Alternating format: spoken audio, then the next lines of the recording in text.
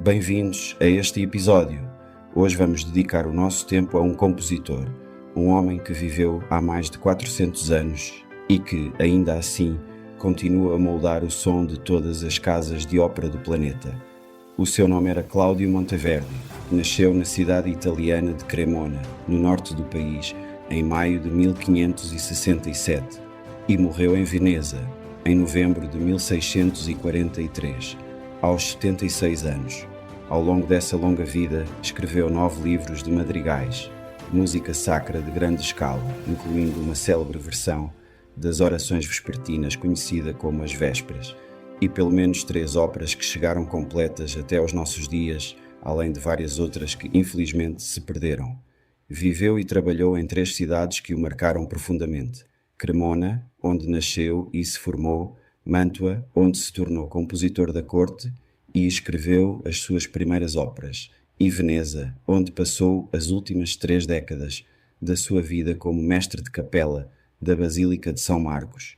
Casou uma vez com uma cantora chamada Cláudia Cataneo, e o casal teve 3 filhos, embora a tragédia tenha marcado cedo e repetidamente a sua vida familiar. O que torna Monteverdi verdadeiramente notável não é apenas a beleza da sua música, mas também o dramatismo da sua própria biografia. Viveu tempos de peste e de guerra, perdeu a esposa e o seu aluno favorito com poucos meses de diferença, enfrentou décadas de salários em atraso, envolveu-se numa disputa pública com um crítico hostil e, finalmente, conheceu um florescimento criativo tardio já na casa dos 70 anos, que deu origem a algumas das óperas mais emocionalmente intensas e surpreendentemente modernas do século XVII. Os historiadores referem-se frequentemente a ele como a ponte entre o velho mundo da polifonia renascentista e o novo mundo do drama barroco. Alguns chegam mesmo a chamá-lo de pai da música moderna. No final deste episódio, acredito que vai perceber porquê. Por isso, prepare-se, porque esta é uma história com cortes reais, experiências secretas de alquimia, livros proibidos, pelo menos um crítico furioso e dor familiar suficiente para encher uma ópera trágica inteira. Comecemos pelo princípio, na cidade de Tijolo Vermelho de Cremona. Capítulo 1. Infância e Juventude. Claudio Monteverdi foi batizado a 15 de maio de 1567, na Igreja dos Santos Nazário e Celso, em Cremona. O seu pai, Baldassare Monteverdi, era barbeiro-cirurgião e médico, um homem com alguma posição na cidade, cuidadoso com o dinheiro e, ao que tudo indica, profundamente dedicado à família. Cláudio foi o primeiro de 5 filhos. O seu irmão mais novo, Giulio Cesare, também se tornaria músico e, mais tarde, viria a ser um dos aliados mais próximos de Cláudio, atuando como seu secretário copista e até como sua voz numa amarga disputa pública, a que voltaremos dentro de pouco. Naquela época, Cremona era uma cidade próspera, mas politicamente submissa, sob a administração espanhola, famosa em toda a Europa pelas suas oficinas de construção de instrumentos, as mesmas que em breve tornariam a família Amati, e, mais tarde, António Stradivari, nomes incontornáveis entre os músicos de cordas. Era também uma cidade profundamente religiosa, sob a influência da Contra-Reforma, com bispos determinados a eliminar qualquer vestígio de influência protestante e a promover a música devocional e um comportamento moral rigoroso. Foi neste ambiente que surgiu o jovem professor de Cláudio, um compositor chamado Marc Antonio Ingegneri, mestre de capela da Catedral de Cremona. Ingenier ensinou-lhe contraponto, canto, órgão e viola da gamba, antecessora da atual viola. Durante anos, nas páginas de rosto das suas primeiras publicações, o jovem Monteverdi descreveu-se orgulhosamente, simplesmente, como discípulo do Sr. Ingegneri. É provável que Cláudio também tenha frequentado a universidade local, fundada séculos antes pelo imperador do Sacro Império Romano Germânico Sigismundo, onde desenvolveu uma paixão duradoura pela filosofia de Platão, uma paixão que voltaria a surgir repetidamente nas suas cartas, mesmo décadas mais tarde, quando discutia teoria musical com críticos em Veneza. E é aqui que a história se torna verdadeiramente surpreendente. Cláudio Monteverdi publicou a sua primeira obra musical, uma coleção de pequenos motetes sacros, em 1582, quando tinha apenas 15 anos. No ano seguinte publicou um livro de madrigais espirituais e, no ano a seguir, canzonetas, que eram canções ligeiras de caráter popular. 3 publicações em 3 anos consecutivos, cada uma revelando mais confiança do que a anterior. Um biógrafo descreve este período de intensa atividade editorial na juventude como um desejo algo frenético de se afirmar. E é difícil discordar. Imagine-se um jovem de 15 anos hoje a lançar não um, mas 3 álbuns profissionais em 3 anos, cada um demonstrando uma evolução artística significativa. Tudo isto enquanto ainda vive em casa do pai. Em 1587, com apenas 20 anos, Monteverdi publicou o seu primeiro livro de madrigais, a 5 vozes, e é neste volume que o seu verdadeiro talento finalmente se impõe. Uma análise da coleção, escreveu um dos primeiros biógrafos, mostra rapidamente quão pouco fiel era o discípulo, querendo isto dizer que, embora o jovem ainda se apresentasse como aluno de engenharia na capa, a música no interior já ia muito além daquilo que o seu mestre teria aprovado. Na dedicatória a um nobre local que o apoiara, o jovem Cláudio pediu, com um toque elegante de falsa modéstia adolescente, que as suas composições juvenis fossem julgadas como se julgam as flores da primavera, delicadas, recentes, ainda não totalmente formadas, mas cheias de promessa. É uma frase encantadora e bastante astuta de um jovem que claramente já tinha plena consciência do seu próprio talento. No final da adolescência e início dos seus 20 anos, Monteverdi estava pronto para deixar Cremona e afirmar-se no mundo mais amplo. Tentou primeiro a sua sorte em Milão, onde recebeu elogios como violonista, e foi muito provavelmente aí, por volta de 1590, que chamou pela primeira vez a atenção da família governante da vizinha cidade de Mantua, a dinastia Gonzaga, sempre atenta a novos talentos musicais. E assim, ainda nos seus primeiros anos de vida adulta, Monteverdi fez as malas e partiu para a corte que viria a definir o capítulo seguinte da sua carreira, e, na verdade, o futuro de toda a música europeia. Capítulo 2. Vida e obra. Por volta de 1590, Monteverdi foi contratado pelo Duque Vincenzo Gonzaga de Mantua, inicialmente nem sequer como compositor, mas simplesmente como instrumentista de cordas, valorizado, como diz uma dedicatória, pela sua nobilíssima prática da viola. Mantua era então uma das grandes capitais culturais de Itália, um ímã para poetas, pintores e músicos, uma corte obcecada com o espetáculo, as festividades, a caça e as artes. O próprio Duque Vincenzo era uma figura verdadeiramente pitoresca. Em jovem, numa viela escura, chocou por acaso com um erudito escocês chamado James Crichton, um humanista de renome. Trocaram palavras, puxaram das espadas e, quando Crichton, ao perceber que lutava com o próprio príncipe, se ajoelhou e depôs a arma, Vincenzo limitou-se a pegar na espada e atravessá-lo. Era este o tipo de empregador para quem o jovem Monteverdi foi trabalhar.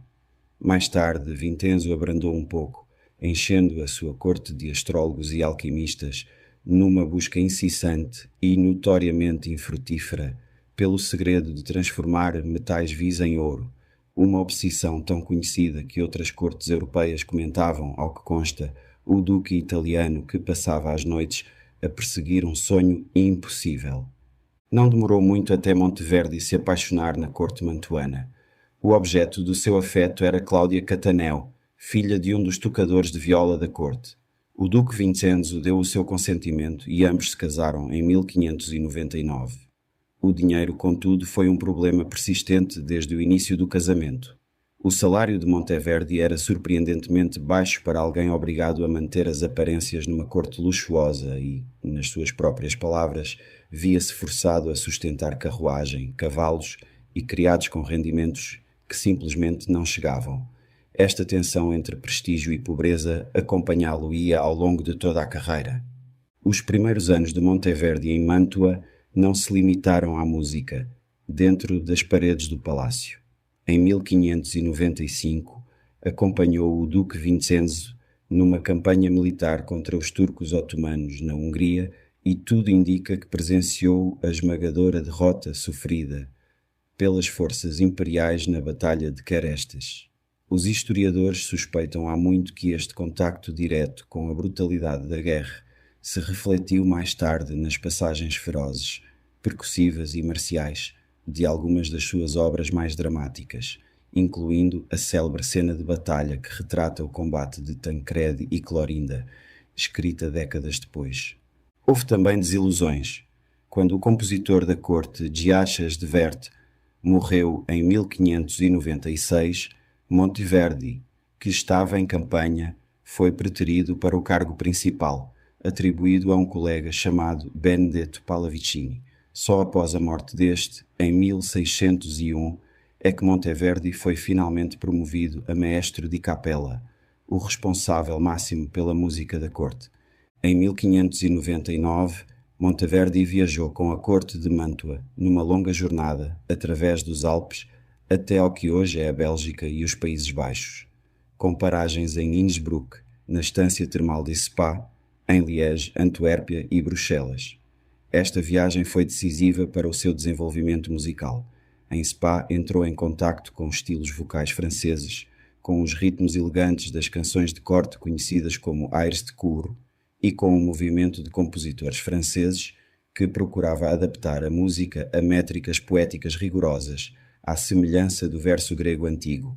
O seu irmão Júlio César atribuiu mais tarde a esta viagem uma transformação na forma como Cláudio colocava as palavras em música, uma influência audível nas peças lúdicas e ritmicamente inventivas, que publicaria depois sob o título Scherzi Musicali, isto é, brincadeiras musicais ou jogos musicais. Chegamos agora ao ano que mudou tudo, 1607, e aos 2 anos que o rodeiam, formando em conjunto um dos capítulos pessoais mais dramáticos de toda a história da música. No início de 1607, a ópera Orfeu de Monteverdi teve a sua estreia em Mantua. O libreto foi escrito por Alessandro Stridio, o jovem secretário da corte dos Gonzaga e correspondente próximo de Monteverdi durante anos. De facto, a maioria das cartas sobreviventes de Monteverdi, bem mais de metade das 127 que chegaram até nós, são dirigidas a Stridio. Orfeu narra o mito antigo de Orfeu descendo ao mundo dos mortos para resgatar a sua esposa Eurídice, fundindo um novo estilo flexível de canto próximo da fala, que os contemporâneos descreviam como falar em música, com uma escrita instrumental rica e uma grandiosidade coral que só um compositor formado na tradição madrigalística poderia alcançar. Foi um sucesso imediato e é hoje considerado por muitos historiadores como a primeira verdadeira obra-prima do género operático. Mas então, num golpe cruel, digno de uma das suas próprias óperas, a tragédia atingiu a vida real de Monteverdi quase de imediato. Nesse mesmo verão, a sua esposa Cláudia, doente há mais de um ano, morreu na casa do pai, em Cremona, a 10 de setembro de 1607. Monteverdi ficou devastado e, no entanto, quase antes de ela ser sepultada, chegou uma carta da corte de Mantua a ordenar-lhe o regresso imediato e o início de trabalho numa nova ópera, destinada a celebrar um casamento real. A nova obra chamar-se-ia Ariana, novamente baseada na mitologia grega, desta vez a história de Ariadne, abandonada na ilha de Naxos, com o libreto do poeta Ottavio Rinuccini. Como se isto não bastasse, um segundo golpe seguiu-se poucos meses depois.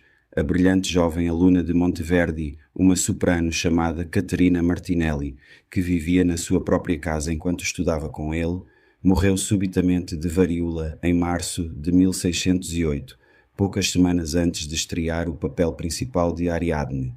O papel passou então para uma atriz e cantora chamada Virginia Andreini, conhecida pelo nome artístico La Florinda, cuja interpretação do número central da ópera, o lamento da Ariadne abandonada, terá levado todo o público às lágrimas. Uma testemunha escreveu que não houve uma única senhora que não vertesse alguma lágrima. Esse lamento é, aliás, a única música da ópera ariana que sobrevive hoje, pois o resto da partitura perdeu-se. Mas foi tão admirado que Monteverdi o transformou mais tarde numa peça sacra, convertendo a dor de Ariadne pelo seu amor perdido na dor da Virgem Maria perante Cristo crucificado. O próprio Monteverdi admitiu mais tarde que o prazo extenuante de Ariana, sobreposto ao seu luto pessoal, quase o matou. Numa carta surpreendentemente direta, escrita em dezembro de 1608, queixou-se a um funcionário de Mântua de que o próprio ar da cidade em breve seria a minha morte e pediu explicitamente para ser dispensado do serviço. É algo notavelmente franco para dizer a um empregador, mas revela bem o seu caráter. Não sofria em silêncio, registava tudo por escrito, com um detalhe vívido e por vezes furioso, e é graças a isso que conhecemos a sua vida interior de forma rara para um compositor da sua época. Por esta altura, Monteverdi esteve também no centro de uma polémica pública bastante interessante. Um teórico de Bolonha chamado Giovanni Maria Artusi vinha, desde 1600, atacando a música de Monteverdi em publicações, acusando-o de violar as regras sagradas do contraponto e apontando um dos seus madrigais como exemplo de tudo o que estava errado na música moderna. Monteverdi ignorou-o durante anos, mas acabou por responder num breve prefácio ao seu quinto livro de madrigais, em 1605, onde cunhou uma expressão que ficaria para a história: seconda prática, um novo estilo em que o significado emocional das palavras se sobrepõe às regras estritas da harmonia. O seu irmão, Júlio César, foi mais longe, publicando uma defesa mais extensa e sarcástica, em que comparava os argumentos de Artusi a ouvir um louco a raciocinar.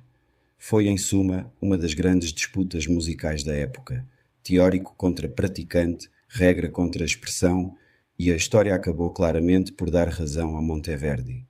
Nem todos eram hostis, evidentemente. Pelo contrário, o jovem compositor alemão Heinrich Schütz ficou tão impressionado com a originalidade de Monteverdi que viajou até Veneza em 1628 apenas para o conhecer.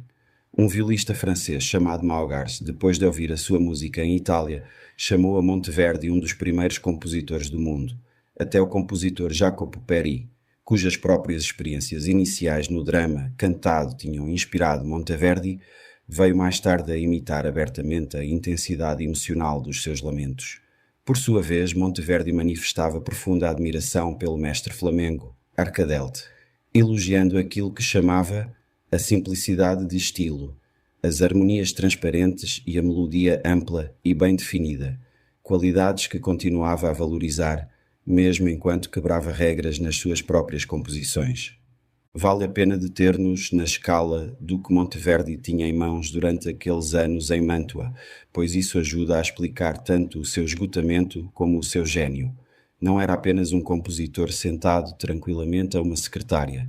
Era intérprete de viola, cantor, professor de canto responsável pela formação de algumas das melhores vozes jovens de Itália, olheiro de talentos encarregado de viajar e negociar com famílias de potenciais cantores e, por fim, administrador de toda uma instituição musical que tinha de produzir música cerimonial para serviços religiosos, entretenimento privado para o duque e a duquesa, elaboradas festividades de casamento com vários dias de duração e, mais tarde, óperas completas, tudo praticamente em simultâneo e quase sempre com prazos implacáveis.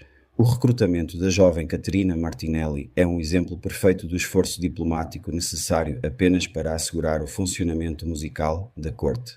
Durante meses, trocaram-se cartas entre Mântua e Roma, enquanto se tentava convencer a família da jovem a deixá-la viajar para norte, discutindo a sua idade, a sua virtude, a sua voz e até o itinerário exato da viagem, tudo isto antes de ela cantar uma única nota para os Gonzaga. Quando chegou, foi instalada na própria casa de Monteverdi, tanto para fins de formação prática como para garantir, na linguagem algo antiquada da época, a sua segurança e reputação enquanto adolescente longe da família. Isto diz muito sobre a estranha mistura de intimidade e formalidade no mundo profissional de Monteverdi. A sua casa funcionava simultaneamente como residência familiar e como algo próximo de um internato de conservatório. Também importa notar como os sexos eram tratados de forma diferente neste meio musical. As cantoras da corte de Mantua, por mais brilhantes que fossem, viviam numa situação de constante vulnerabilidade, dependentes dos caprichos, da proteção ou da atenção indesejada de homens poderosos. A prima-dona mais célebre da corte nos primeiros anos de Monteverdi, Adriana Basile, foi cortejada pelo duque com uma intensidade diplomática que um observador contemporâneo comparou com ironia à negociação de um tratado com uma potência estrangeira. Segundo ele, era mais fácil negociar um tratado do que garantir os serviços de uma virtuosa particularmente talentosa. Era este o mundo em que Monteverdi viveu toda a sua vida adulta. Um mundo de enorme ambição artística, assente numa estrutura igualmente vasta de mecenato, favoritismo e insegurança pessoal para as mulheres cujas vozes tornavam possível grande parte dessa ambição. Em 1612, o duque Vincenzo Gonzaga morreu e o seu sucessor dispensou quase imediatamente Monteverdi do serviço em Mantua, ao que parece sem sequer liquidar os salários em dívida. Após um período de incerteza, novamente na casa do pai em Cremona, a sorte acabou por mudar decisivamente. Em agosto de 1613, foi nomeado maestro de capela da Basílica de São Marcos, em Veneza, um dos cargos musicais mais prestigiados e bem remunerados da Europa. A mudança para Veneza transformou a sua vida. Pela primeira vez, tinha boas condições de vida, um bom salário e trabalho suficiente para garantir um fluxo constante de novas composições. As suas cartas deste período mostram-no a agir quase como um igual social entre os aristocratas venezianos que servia, em contraste com o tom desesperado e suplicante das cartas que escrevera em Mântua. A vida familiar continuou em paralelo com a carreira musical.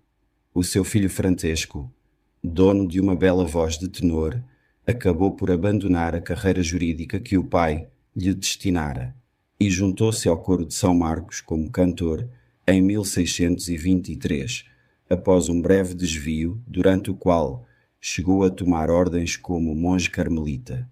O outro filho, Massimiliano, estudou medicina em Bolonha, como o pai desejava, mas enfrentou sérios problemas por volta de 1627, quando foi preso pelas autoridades religiosas por possuir livros proibidos.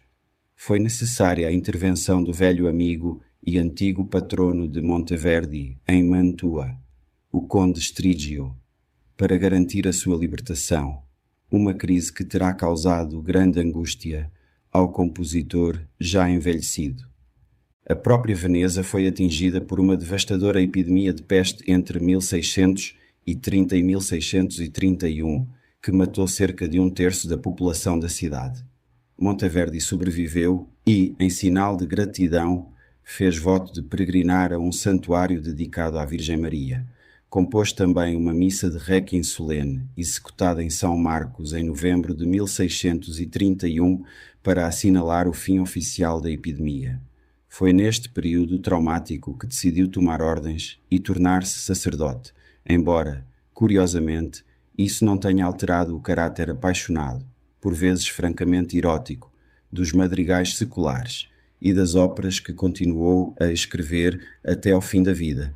As dificuldades financeiras também nunca desapareceram por completo. Passou anos a tentar receber uma modesta pensão de vida pelo seu antigo cargo em Mântua e, após o saque catastrófico da cidade por tropas imperiais em 1630, esse rendimento, juntamente com vários interesses patrimoniais da família ligados à cidade, perdeu-se definitivamente. Capítulo 3. Últimos anos. Eis algo que pode surpreender. Cláudio Monteverdi nunca chegou verdadeiramente a reformar-se. Manteve-se como mestre de música na Basílica de São Marcos até praticamente ao seu último ano de vida e, se alguma coisa, a sua produção criativa até acelerou na velhice em vez de abrandar. Em 1641, com 74 anos, publicou uma vasta coleção de música sacra intitulada Selva Moral e Spirituale, um título que se pode traduzir de forma aproximada como uma floresta de cânticos morais e espirituais. E, nesses mesmos anos finais, compôs duas daquelas que hoje são consideradas algumas das suas maiores óperas: O Regresso de Ulisses à Pátria, em 1640, e A Coroação de Popeia, em 1643. Ambas foram escritas para os novos e vibrantes teatros de ópera públicos de Veneza, um tipo completamente novo de teatro comercial que tinha surgido apenas na década de 1630, permitindo pela primeira vez na história que pessoas comuns, mediante pagamento e não apenas aristocratas, em espetáculos privados de corte, assistissem a representações de ópera. Na primavera de 1643, já com 75 anos e finalmente a sentir as forças a faltar-lhe, Monteverdi obteve autorização oficial dos seus empregadores e partiu numa longa viagem de regresso através da Lombardia, revisitando Cremona e outras vilas e cidades que não via há muitas décadas.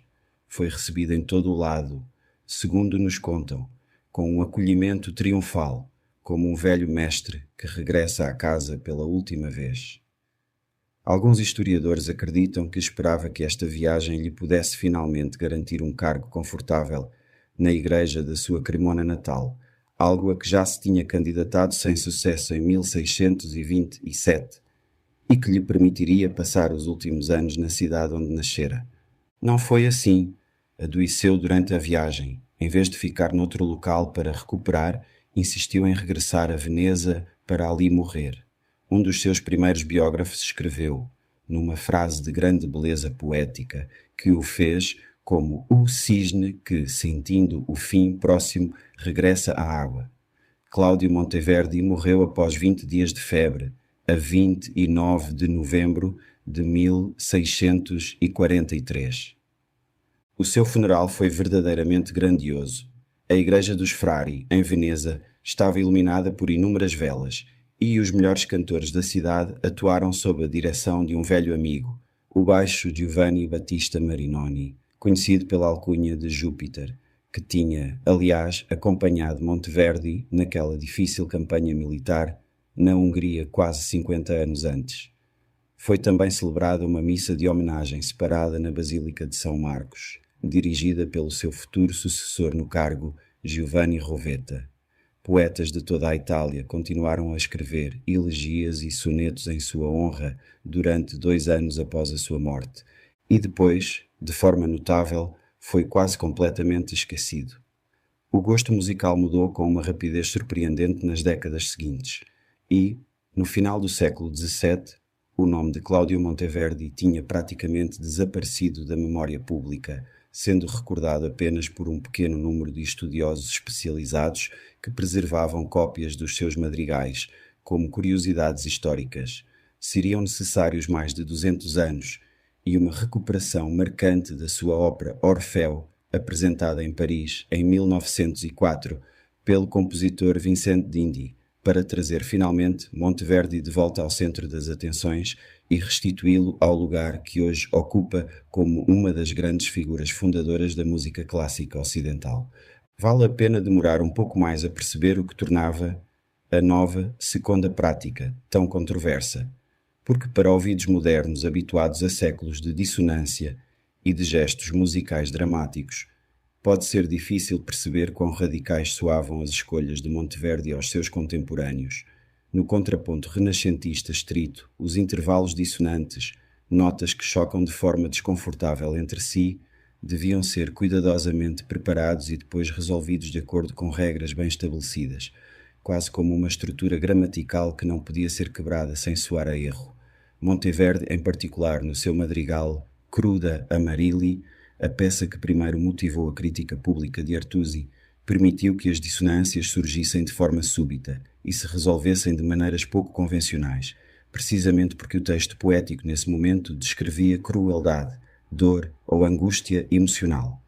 O seu argumento, apresentado através da defesa publicada pelo seu irmão, era essencialmente que a música existe para servir a poesia e o sentimento humano, e que, se uma regra rígida de harmonia impede a expressão do verdadeiro conteúdo emocional de um verso, então deve ceder a regra, não a expressão. Hoje isto pode parecer senso comum, porque praticamente toda a música ocidental posterior assimilou esse princípio, mas na altura representava uma ruptura filosófica real com mais de um século de prática composicional estabelecida. Artusi, importa dizê-lo, não era simplesmente um reacionário obstinado. estava a defender uma tradição teórica coerente e há muito respeitada. O debate entre os dois, ou mais precisamente entre Artusi e o irmão de Monteverdi, a falar em nome de Cláudio, representa de facto um dos grandes momentos de viragem intelectual na história da música ocidental. O momento em que a liberdade expressiva foi afirmada, de forma pública e formal, como um valor legítimo em si mesmo na composição. Há também um ponto técnico igualmente importante a destacar sobre o uso que Monteverdi faz dos instrumentos, algo que muitas vezes é ignorado quando se elogia apenas a sua inovação emocional.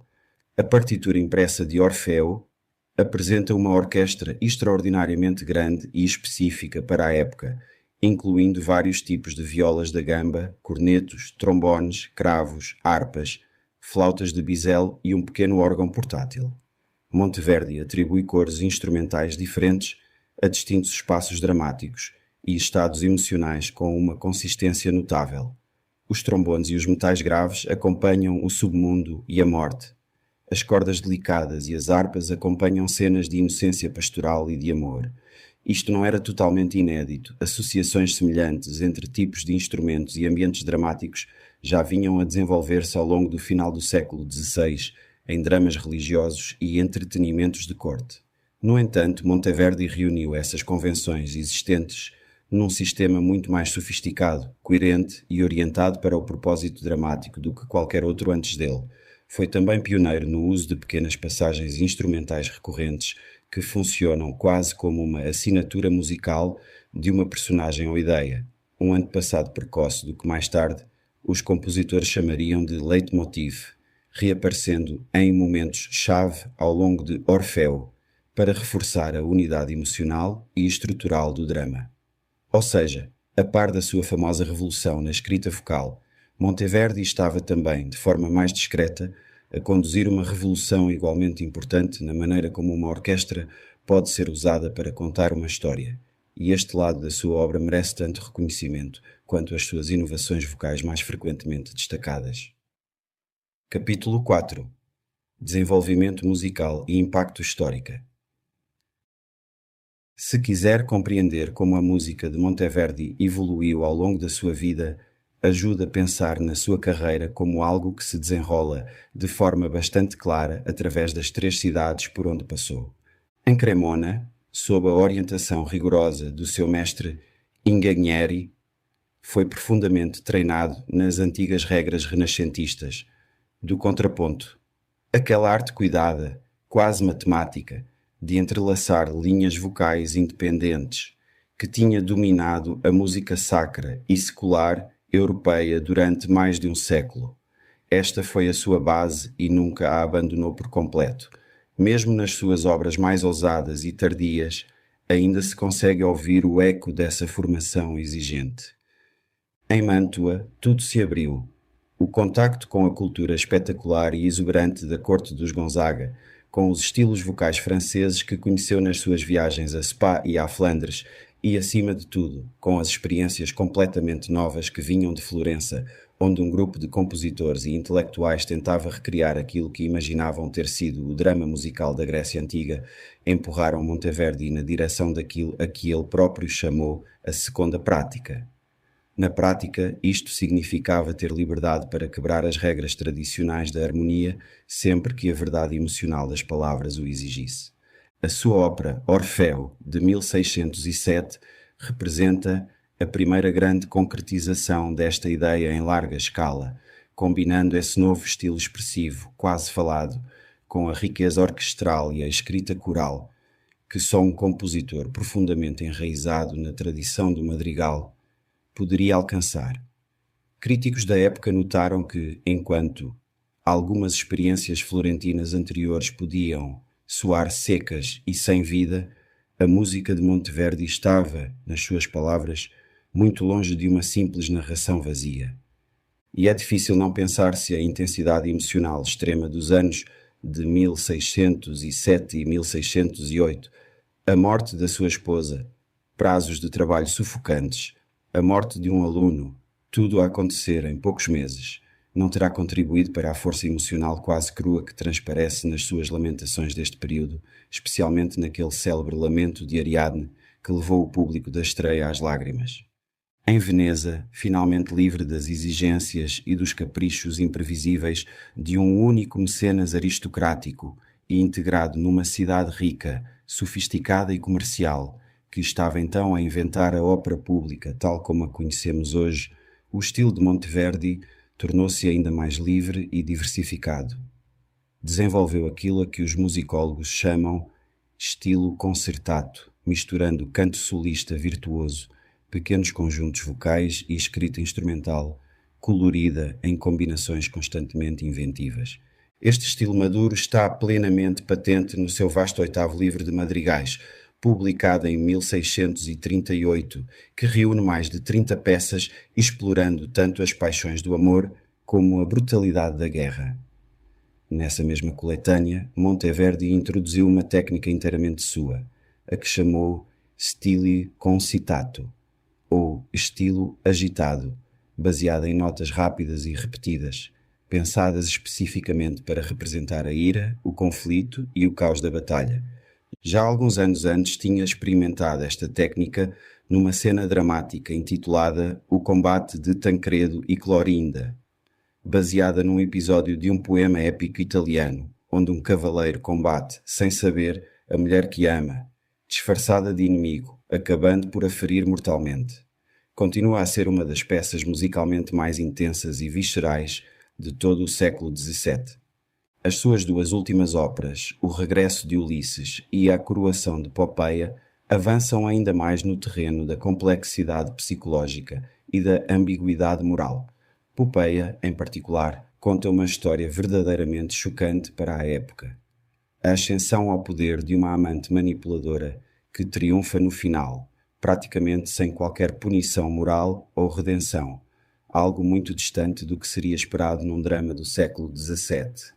Nestas obras tardias, Monteverdi desenvolve uma alternância fluida e constante entre o recitativo, mais próximo da fala, e passagens mais melódicas e cantáveis, uma técnica que viria a moldar toda a evolução futura da ópera italiana e a influenciar diretamente compositores mais jovens que trabalhavam em Veneza na altura, como Francesco Cavalli, Marco Antonio Sesti e Luigi Rossi. Alguns estudiosos da história da ópera chegaram mesmo a estabelecer paralelos diretos entre o instinto dramático de Monteverdi e o de Giuseppe Verdi, 2 séculos e meio depois, ambos utilizando um recitativo livre e expressivo ao serviço da verdade emocional da narrativa, em vez de se prenderem a formas musicais rígidas. No conjunto, é por isso que Monteverdi é tão frequentemente descrito como a figura de ligação essencial entre o Renascimento e o Barroco, o compositor que conseguiu fundir definitivamente o mundo antigo da polifonia vocal complexa com o novo universo do teatro musical dramático e emocional. Alguns autores chegaram a chamá-lo o pai da música moderna, e um livro de referência do século XVIII, com apenas um ligeiro exagero, descreveu-o como o Mozart do seu tempo. Se pensarmos que a ópera, ainda hoje, 400 anos depois, assenta na ideia fundamental de que a música deve servir a verdade emocional de uma história e não um conjunto abstrato de regras, torna-se difícil discordar dessa avaliação. Capítulo 5. Vida fora da música. Por toda a sua fama como compositor, Monteverdi era também um homem genuinamente culto e autodidata, e as cartas que sobreviveram revelam uma mente envolvida em muito mais do que apenas técnica musical. Regressava vezes sem conta, nos seus escritos, à filosofia de Platão, uma paixão que, ao que parece, nasceu ainda nos seus anos de estudante em Cremona e nunca o abandonou. Um biógrafo observa que a sua correspondência demonstra uma cultura notável mesmo numa época em que os músicos, de um modo geral, eram mais instruídos do que costumam ser hoje, o que é uma forma elegante de dizer que, mesmo para os padrões da sua própria época, tão bem educada, Monteverdi era, invulgarmente, intelectual para um músico profissional, Se Monteverdi tinha um verdadeiro passatempo fora da música, esse passatempo era, de forma curiosa, a alquimia. Segundo relatos da época, o seu único divertimento era a alquimia, e sempre que tinha um momento livre, aparentemente dedicava-o a perseguir o antigo sonho de transformar metais comuns em ouro. Conta-se que tinha grande orgulho por ter conseguido, uma vez, fundir ouro com mercúrio, embora pareça nunca ter alimentado grandes ilusões quanto à possibilidade de alcançar a própria pedra filosofal. Há algo de profundamente humano e até ligeiramente cômico nesta imagem. O compositor mais emocionalmente penetrante da sua geração, a passar as raras noites livres curvado sobre frascos a borbulhar, tentando enriquecer através de uma pseudociência, tal como o seu excêntrico antigo patrono, o Duque Vincenzo Gonzaga, cujas obsessões alquímicas tinham sido alvo de troça em boa parte da Europa. A religião desempenhou um papel cada vez mais importante na fase final da sua vida. Após o trauma da Grande Peste Veneziana de 1630 e 1631, que ele sobreviveu enquanto tantos à sua volta sucumbiram, Monteverdi fez um voto de peregrinação e acabou por receber ordens sacras, tornando-se ele próprio sacerdote. Curiosamente, porém, esta viragem espiritual parece ter tido pouco impacto visível no conteúdo da sua música. Continuou a compor madrigais e óperas seculares, intensamente apaixonados, por vezes francamente sensuais, sobre amor e traição, em paralelo com as suas obras sacras. Isto sugere que, para Monteverdi, como para muitos músicos do seu tempo que tomavam ordens religiosas, a ordenação era tanto um passo prático na carreira, algo bastante comum entre músicos de igreja mais experientes, como um sinal de transformação pessoal profunda. A família era extremamente importante para ele, embora pudesse ser um pai exigente. Contratou um tutor privado para os seus 2 filhos sobreviventes e tinha planos de carreira bem definidos para ambos, esperando que Francesco se tornasse advogado e Massimiliano médico, seguindo de perto os passos do próprio pai de Monteverdi, que fora médico. Ambos os filhos, cada um à sua maneira, acabaram por o desiludir e, mais tarde, por o surpreender positivamente ao escolherem caminhos muito diferentes. Francesco, irresistivelmente atraído pela música graças à sua bela voz, chegando mesmo a ensaiar uma breve aproximação à vida monástica, e Massimiliano, que acabou por se envolver em sérios problemas legais e religiosos devido aos seus hábitos de leitura privada. Para além das suas próprias composições, Monteverdi desempenhava também algo semelhante ao papel de agente informal de talentos e consultor para várias cortes europeias. Era frequentemente solicitado por patronos abastados para ajudar a identificar e recrutar jovens cantores e instrumentistas promissores, uma função que tirava pleno partido das décadas de experiência que tinha a avaliar vozes tanto na corte de Mantua como na de Veneza. Convém dizer que não era de todo um homem que evitasse conflitos. Quando se viu envolvido numa longa e frustrante disputa legal relativa à herança do seu falecido sogro, comparou memoravelmente todo o processo a estar preso num labirinto socrático, um labirinto filosófico do qual as partes em conflito nunca conseguiam verdadeiramente sair, por mais argumentos engenhosos que apresentassem. É uma queixa deliciosamente literária para um litígio de propriedade e revela muito sobre o tipo de mente que Monteverdi possuía. Ágil, culta, ligeiramente teatral, até na correspondência pessoal, e nunca receosa de dizer exatamente o que pensava. Há ainda um aspecto que merece destaque quando se fala da vida de Monteverdi fora da música: a sua extraordinária resistência e ética de trabalho. As cartas que chegaram até nós de um único ano representativo, 1627, oferecem um retrato vívido da quantidade de projetos que tinha em mãos ao mesmo tempo. Já na casa dos 60, na primavera desse ano, estava simultaneamente a musicar textos do poeta Tasso para retratar o duelo entre 2 guerreiros, a compor uma ópera completamente distinta, destinada à corte de Mantua, a preparar interlúdios musicais elaborados e um torneio encenado para festividades na corte de Parma, a organizar música solene comemorativa para o Senado veneziano assinalar uma vitória naval ocorrida décadas antes, a cumprir as suas funções semanais na direção do coro da Basílica de São Marcos e ainda a rever provas para uma nova edição impressa de madrigais de um compositor flamengo mais antigo que profundamente admirava. No meio de toda esta atividade frenética, queixava-se também, numa carta que chegou até nós, de uma dolorosa inflamação num dos olhos, aparentemente um problema crônico que, por períodos, o deixava incapaz de ler ou escrever, durante longos intervalos, uma condição verdadeiramente alarmante para alguém cuja subsistência dependia de ver claramente a notação musical. Ao ler este tipo de correspondência, torna-se difícil sustentar a imagem ultrapassada do gênio artístico, isolado que trabalha apenas por inspiração solitária.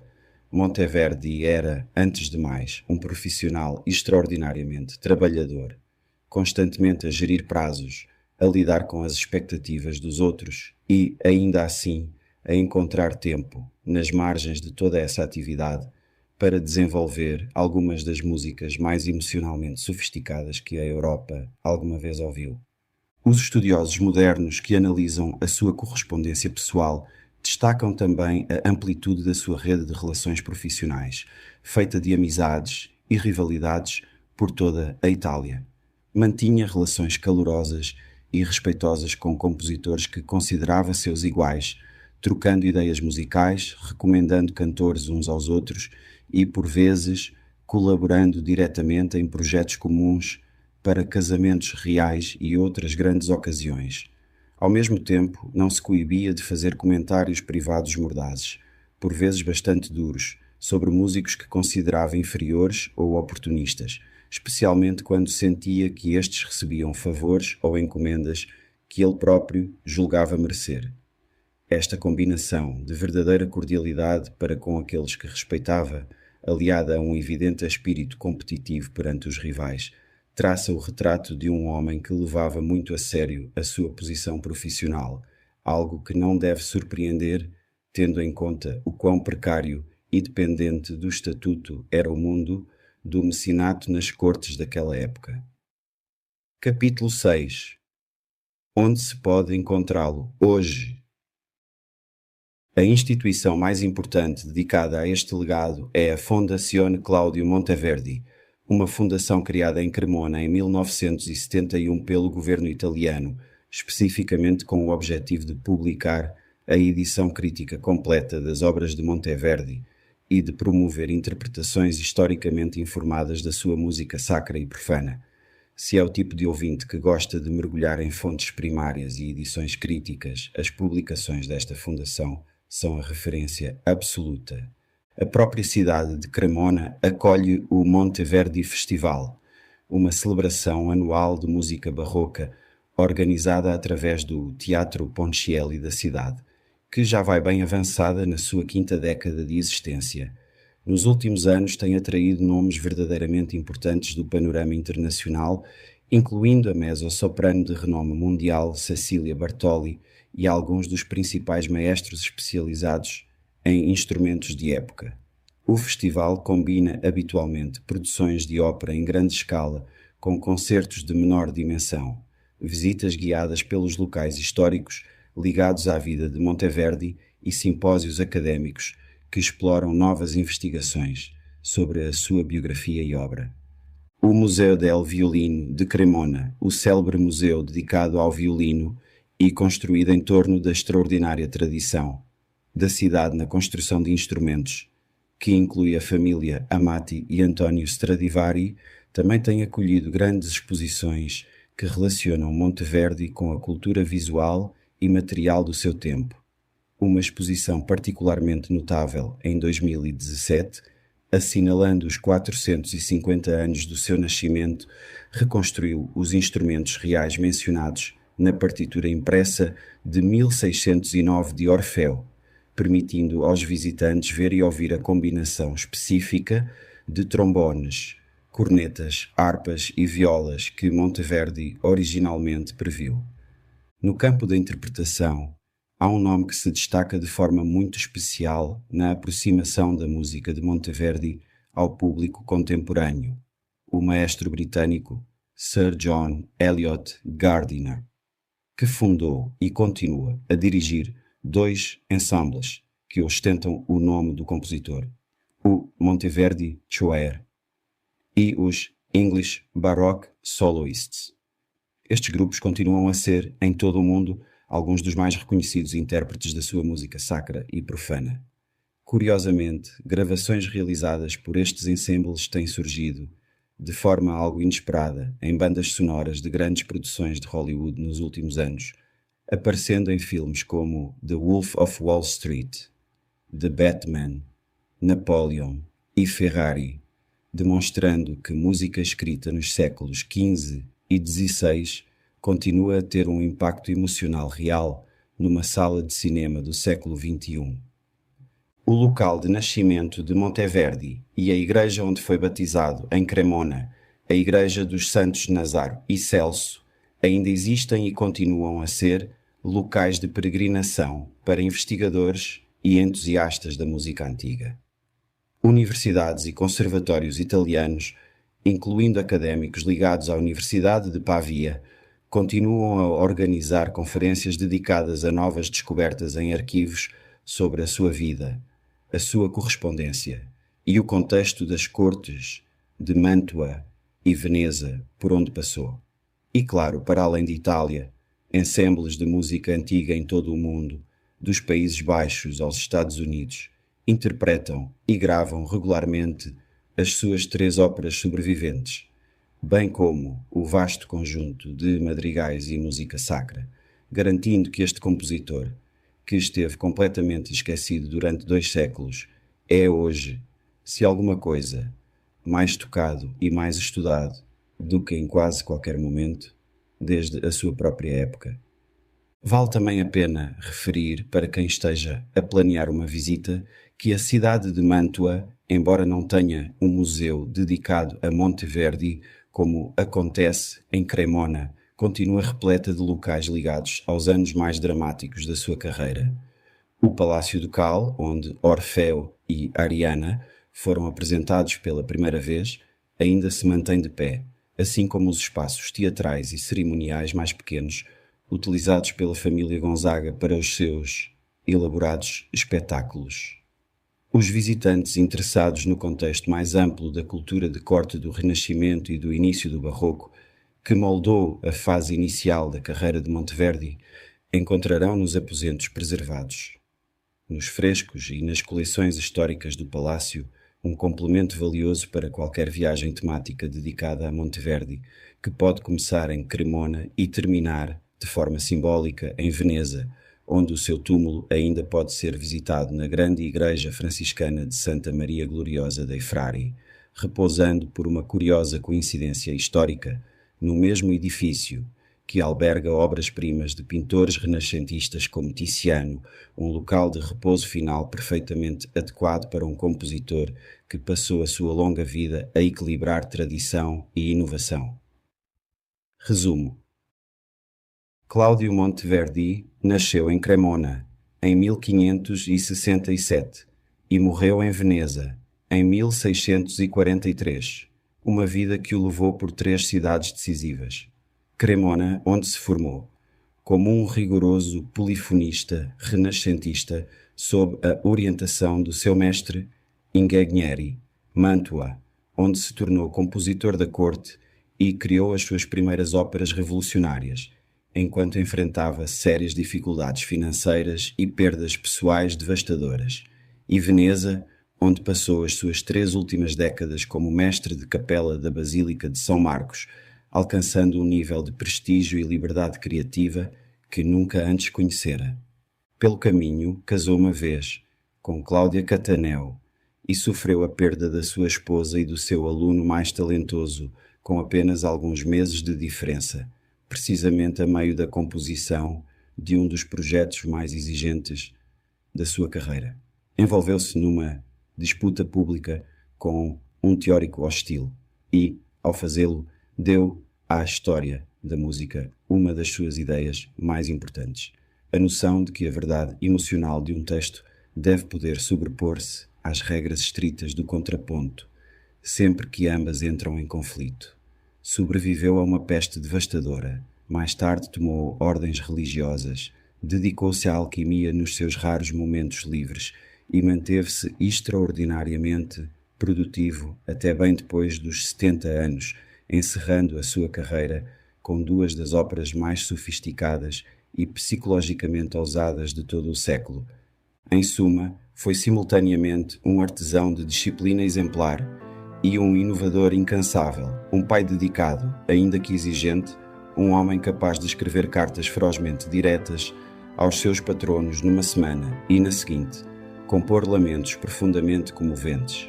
E um compositor que, de forma quase inacreditável, foi praticamente esquecido durante 200 anos antes de ser redescoberto de forma triunfal e restituído ao seu lugar entre as maiores figuras da história da música ocidental. Obrigado por acompanhar este episódio sobre Cláudio Monteverdi. Se gostou desta viagem aprofundada por uma das vidas mais dramáticas e marcantes da história da música, partilhe com os seus amigos e avalie este podcast. Isso ajuda-nos muito.